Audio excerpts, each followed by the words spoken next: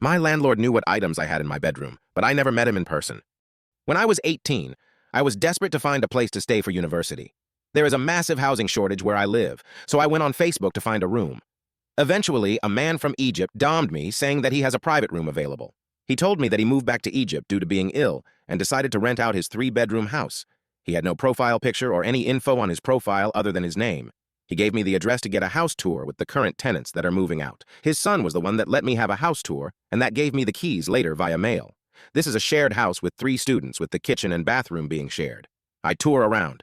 Everything seems to be normal and clean in this house, so I asked the former tenants why they're leaving. They told me that the landlord is a weird guy, but I think nothing of it and decide to sign the contract via email. I did not see his son after that house tour. After signing the contract, the landlord got my phone number on WhatsApp and messaged me saying that he wants to build a friendship with me. I say that I'm too busy right now with school. He would call me sometimes 10 times a day and ask why I'm not picking up. He called me because he said he was lonely and needed company.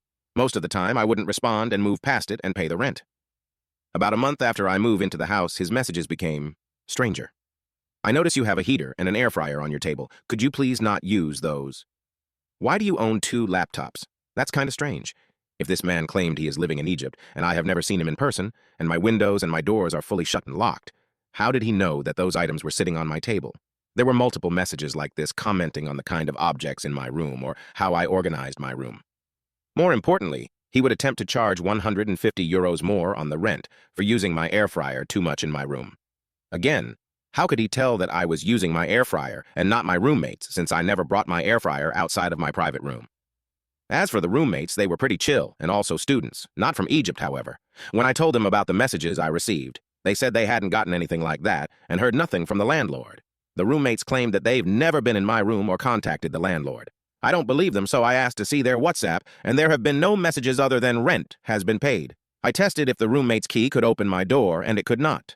They were also gone for majority of the day. So I started to test him. I would put specific objects onto my table in my private room and see if he says anything about it. Well, he noticed, and that's when I freaked the hell out in the middle of a class lecture. Then 2 days later, after ignoring all the comments about the objects I placed, I get several calls from unknown phone numbers. I answered only twice. The voice vaguely sounded like the landlord and says to come home. I came home and the trash that I threw out that day was all over the front door to my private room. Finally, after nearly a year of dealing with this, I finally found a safer place to stay and filed a restriction order against this Egyptian landlord. I still have absolutely no idea how he knew what objects I had in my private room or how that trash ended up in front of my door. One friend of mine believes there was hidden cameras, while another believes a roommate was spying on me. But again, I don't really know.